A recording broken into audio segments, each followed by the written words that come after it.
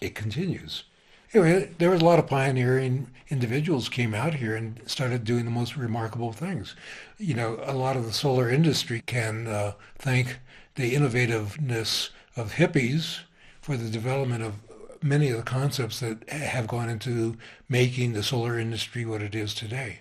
There's so many forms of innovations that in many industries really that came out of the thinking that evolved from that 60s input. The counterculture, all the movements that's kind of started in the 60s are very relevant and alive today and almost have become institutionalized, which is like organic movements, sustainability, even all the food things of eating vegetarian. We called it macrobiotic then, and so much of the food, the alternative health thing, midwives, being able to build your own house, the whole green movement in building your house now, not wanting to use environmentally toxic things in building your house and stuff.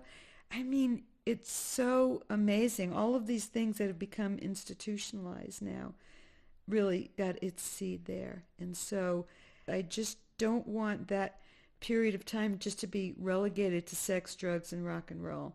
It was so much more than that. And I really think that the highest achievement and success of that movement, which probably scared the mainstream culture the most, was we created a non-consumeristic culture. We pooled food stamps, which made eating easier. We didn't buy packaged food. We cooked from scratch. We didn't buy new clothes. We did clothing swaps. We dyed clothes to make them look new again. We didn't have new cars. We didn't believe in getting into debt. We built our own houses with the help of friends, started our own schools even, on and on and on. So I think that it's really important to honor that culture for all of the things that it did create, and so many of the people from then are passing on. And it's so important to honor that period of time because it was an amazing generation who really sought out to create a counterculture which would be more sustainable for future generations. I was part of the civil rights movement as well as in the anti-war movement subsequent to that. But part of the thing was that each stream sort of had its own particular issue, maybe a palette of issues, but still were in a particular vein, as it were. I think it was just a product of the time. It was part of the evolution, the growth of this seated consciousness. After many years, many of these movements have all merged into the same stream once again. We're seeing it today, whether it's Black Lives Matter or in a contemporary form or in particular up at Standing Rock, where we're seeing the most beautiful act of civil disobedience being performed. But every stream sort of had to evolve and develop their own awareness. And so I think whether it was Black Panthers that grew into many other forms, subsequently the environmental movement was one that also came out of it all.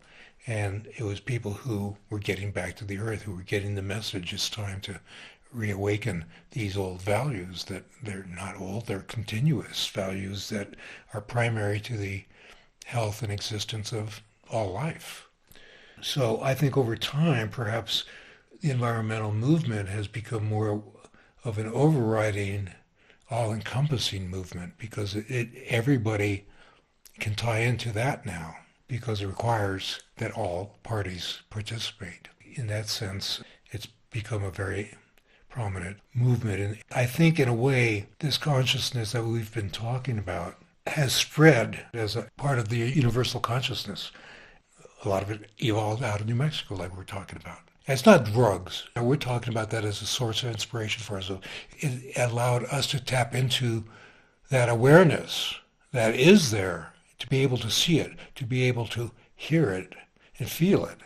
This is what we gained through that experience, but it's always been there. Now we've got this millennial generation that is so tuned to it, they don't know anything before that, really. They're not aware of things before their thumb pads and stuff like that. The computer's been there their entire life. They don't know what a dial phone is. But in spite of what happens, this consciousness is not going to stop. this movement of awakening is going to continue. Whether this is the other balancing weight of the pendulum, I don't know. That's how I perceive it. We kind of swing back and forth. So there's a lot of clarity, but how do you make people who can't see, or people who can't listen? That's what our job is. Seed Savers Exchange is about seed diversity, that we're talking about diversified genetics in our corn and beans and squash. What we're really doing is using that as a symbol, as a light to shine upon the need for structural diversity in our agricultural system. Not just small farms, but medium-scale farms. Not just good Anglo farmers, but good Hispanic farmers, good Hopi farmers that have different points of view on how to use the land, that see things in the land that one culture alone cannot see. And so we're really not just focused on the diversity of livestock breeds or seeds alone. We really want that to be part of a suite of strategies that sanction, justify, and celebrate the cultural diversity that has been the great stewards and diversifiers of cultivated and domesticated plants and animals. We are citizens of so many commons all the time. In a sense, the atmosphere, which we're polluting with greenhouse gases, is a commons. Our watersheds are a commons. Qualities like silence is a commons. These days in America, you can hardly go any public place without hearing a doggone TV yammering away. Commons is what we share with each other, and somehow linked to this idea of transitioning to a steady state economy, we've got to transition to a set of values that is rooted in what we share together, rooted in a sense of community, rooted in our bonds to each other, rather than in our individual existences to the degree we are so preoccupied today. And where that leads is to an emphasis on quality of life rather than on quantity of consumption. Somewhere down the line, if we're going to be successful, if we're going to get into the future more or less intact, we've got to reorient our values to the primacy of the commons, to a sense of loyalty to place, to a sense of dedication to quality of life, rather than just to the continuous consumption of more and more material. I see a lot of interest all the time, of course, in the counterculture, generally combined in a lot of people's minds with the New Age. And counterculture in people's thinking generally includes Beat Generation, and then punk, and then, all the way through gay, lesbian rights, and now probably immigration rights and so forth. It's all lumped together in a funny kind of way. The territory that interests me, starting, say, with a consciousness of Native Americans and a consciousness of the place and of the landscape, is first to see the connection of those. Now, you can talk about interest in Native Americans from a lot of different standpoints, obviously, and the more New Agey way is the spiritual thing. And then a sub-variety of that is the effect of peyote and other psychedelics borrowed from native cultures here and there on the earlier days of the subculture, as though that were something people were looking toward, were getting from Native Americans. And I was interested in the spiritual life of Native Americans too, and I was delighted to discover how I could make my own sweat lodge and take a sweat bath in it. For some of us, myself included, there is a bundle of connected values that is respect for nature, recognition of the importance of place, and grasping that nature happens somewhere always. It's not an abstraction. And the place you are is where you find nature, not someplace else. And that in turn translates into ecosystems or bioregions also. So we have a lineage from Native American to bioregions. And then that is enforced again by the ethics of Buddhism and the concern for all living beings, which informs modern ecology to some small degree. In the current world situation where we're looking at resurgent American imperialism in some parts of the political culture, of the globalized economy with the United States being one of the leaders in the globalization of the economy, and this converging with the very tardy realization of how fragile a fossil fuel-based economy is. When you come up against that and then look at what set of alternative possible scenarios are there for the future, the prime values encoded in the ecological Buddhist bioregional bundle, including its religious and artistic history so far, is of prime value. The alternative counterculture is a vector of considerable use and value. At the same time, there's a lot of bullshit, around the edges. And there are, sub-territories in that deserve to be respected, like feminist concerns, racist concerns about racism, and so forth. I was introduced to permaculture in about 1985 by Joel Glansberg, who had just taken a permaculture design course with Bill Mollison. He was going to St. John's College, and he got all excited to find some place to try out some of these ideals. And we became friends, and he was like, "You want to try doing these things here?" And the way I understood it at the time was that it was some cool ideals from Australia that put house and place in a way that was sustainable. So using solar energy, using water catchments, using plants and animals to diversify that place in order that you can sustain yourself off of that location. And I thought, that sounds cool. We began to do that in my yard here. Right now it's a forest. Back then it was literally a driveway. There wasn't a single plant here. Joel added the dimension of, let's make a forest around the house. So we started forming the landscape to catch water and anything organic that we could, because it was sand. And so we were making swales and planting nitrogen-fixing shrubs and anything we could, because it was pretty dead. So we began the process. As we were learning it, we decided we'd start our own nonprofit based on permaculture, because we were very excited by this. What I loved about it was that it fit into how I was brought up here, connecting to place. And the more I got into it, I started with this big idea of it like an earth movement, and the concept of looking at your environment where you are and using what you had in that place to help yourself make a richer, more sustaining place. For me, it was an obvious 1, 2, 3 step into my culture more, because who were the original permaculturists here? It was the Pueblo people. And the Pueblo people had figured out how to live in this environment. And it's not an easy environment because it's high desert. And all these other permaculture groups, I would always be envious. It's like Hawaii. They got rain, they got season, long season, they got, all this kind of stuff. We got the cold, the short season, the dry, the hot. We had like all the worst parts here. But my people had figured out how to live here for thousands of years, sustainably. And I realized I needed to learn more what that was about.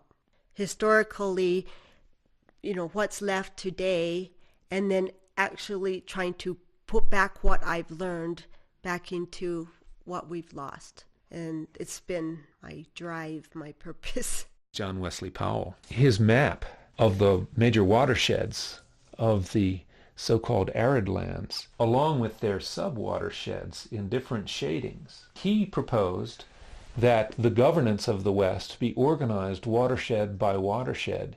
And if you look closely at this, you can see how completely he ignored state boundaries. which is a wonderful relief from the usual division of the landscape of the West. This was the first true bioregional plan. If Powell were alive today, I think he would embrace that word bioregional with full enthusiasm, because he did see the landscape, its topography, its geology, its hydrology, its vegetation, its wildlife, the people living within it, its climate, its potential to produce food and timber and wool and all those other things. He saw all these factors as deeply intertwined. He saw all these things as interconnected, that you couldn't try to maximize just one of those factors without influencing all the rest.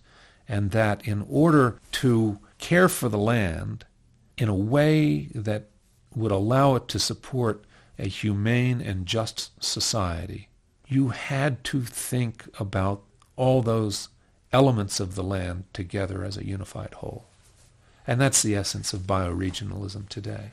There's been a lot of work in restoration between the Canadian and the Colorado, and indeed in the West, but especially in the Southwest. It's been a kind of leader in restoration. The main focus of restoration now, fortunately, I think has moved toward a recognition that human understanding is fairly inadequate and human efforts are pretty puny in trying to do something like restoring really complex ecosystems.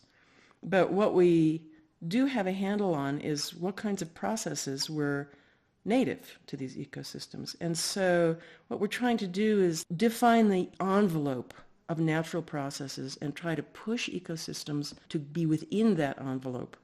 And so then the natural world can take over and restore itself in a way, heal itself. Bioregionalism is a kind of creative branch of the anarchist, and on the other side a creative branch of the environmental movement that strives to re-achieve indigeneity, re-achieve aboriginality by learning about the place and what really goes on there. And bioregionalism goes beyond simple geography or biology by its cultural concern, its human concern, as well as its sort of natural history, scientific type concern. Its cultural concern is to not only know the plants and animals of a place, but to know the cultural information of how have people then lived there who knew how to do it, thus the interest in, say, American Indians, that kind of ethnicity, and then knowing what the deeper mythic, spiritual, archetypal implications of Douglas fir or coyote or blue jay might be, to know from both inside and outside what the total implications of being in place are. So it becomes a study not only of place, but a study of psyche in place. It's in a way, it seems to me, the first truly concrete step that has been taken in stating how we decentralize ourselves after the 20th century. When I think about global climate change, I think about it as global climatic destabilization, increase in the uncertainty and unpredictability of whole systems. And to some extent, what I trust to get us out of that is people at the grassroots level that are living with that uncertainty every day. I don't think global climate change will be settled by a top-down solution from Kyoto, Copenhagen, or Washington. I've spent the last year interviewing heirloom chili pepper farmers from the Yucatan Peninsula to the Rio Arriba, northern New Mexico, to St. Augustine, Florida, to Avery Island in Louisiana.